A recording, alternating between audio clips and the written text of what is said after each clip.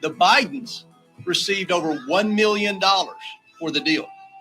And 16 of the 17 payments to their associates' account that funneled the Biden's money occurred while Joe Biden was vice president.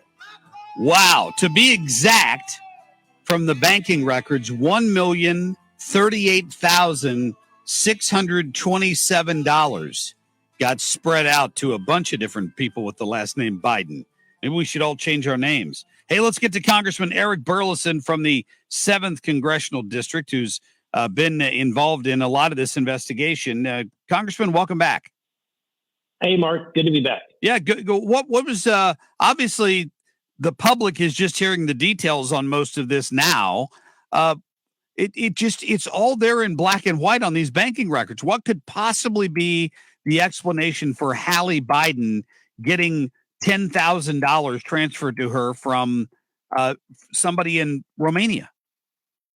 Yeah, that's what they're trying to hide, and they're not talking about this. If Hallie Biden, if Hunter, if Jim Biden, and the grandchild, and Hunter's kids, all of these people who receive payments, and these are significant payments.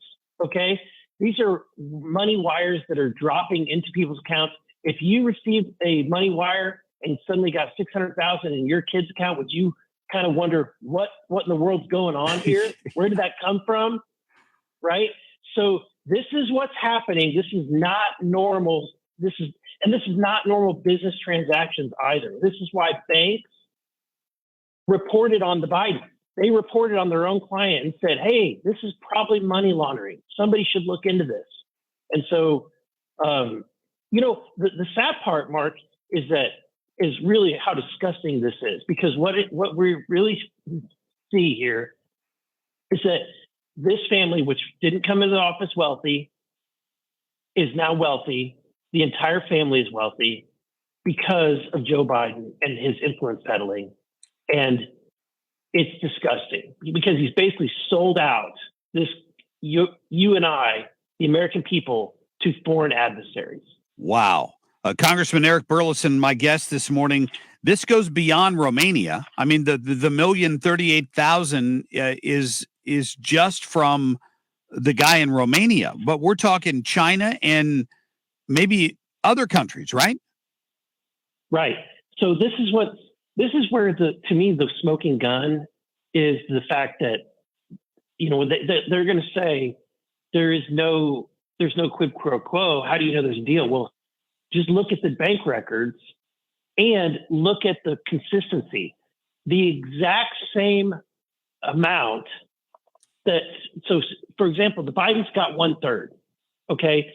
So there was this scheme that was set up with these foreign nationals. And these foreign nationals would send money to Rob Walker, and then Rob Walker would consistently send 1/3 of that money distributed to different Biden family accounts, whether it was from China or from Romania. And to me, that's why it's very clear this is more that obviously there was some deal that was arranged. There's some kind of communication, some kind of pay for play that occurred, because otherwise you would not see that level of consistency. And the velocity and the volume of these transactions is just enormous. There's no business that the Bidens own.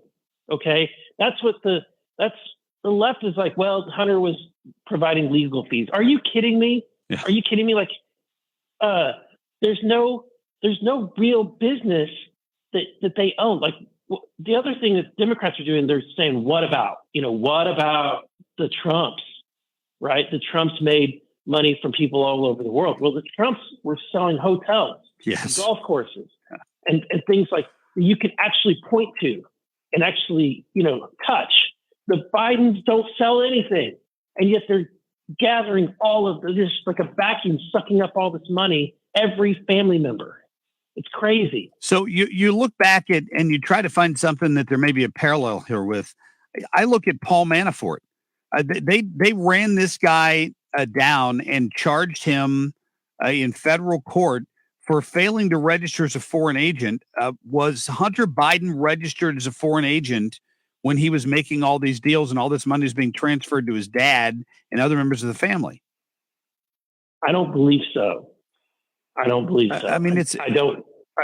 And that's the thing. It's like, if Joe Biden, why don't they come out and tell us what they were doing? Right. If I were the Biden family, I would say, oh, no, this is a legitimate business transaction.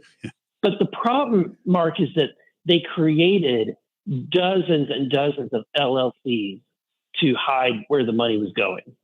So, and if you go through them, they're all like Rosemont Capital, Rosemont Investments, RS, RSM1, RSM2.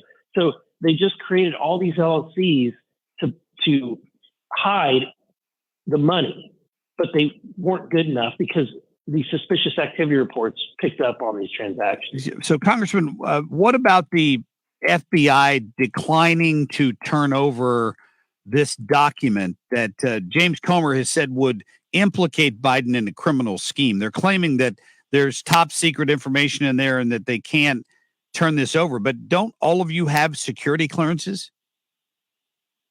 Yes. And this is really telling. This is very disturbing that the deep state is going to this level to defend this administration. It's a really sad day and it's a sad day that the press, not you, but the big corporate media, they are not covering this stuff and they're not doing their job. Like, if you think about Watergate was exposed by Woodward and Bernstein, who were investigative reporters trying to uncover the story.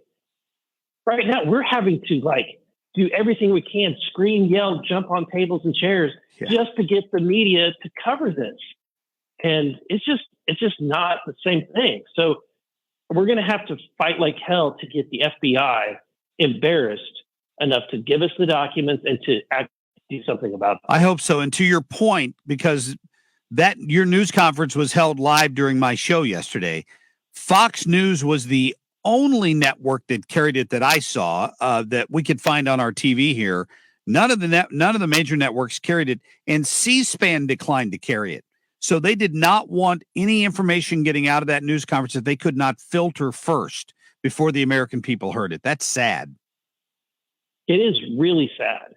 And we don't have journalism today. It's just not being done. And so I just wish somebody would do their job and actually investigate this and help us. Instead, right now, we're fighting through everybody. We're fighting the swamp, the big government.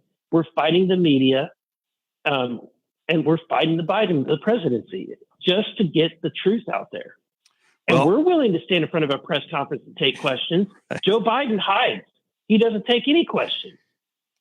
It's a cover up of that. It's amazing in just the scope of it. When you look at who all's involved in not demanding answers, it's amazing. Congressman Eric Burlison, thank you for giving me some time this morning. Always great having you on. Absolutely, Mark. Anytime. Yes, sir. We'll talk again soon. That is the 7th Congressional District Congressman Eric Burlison there.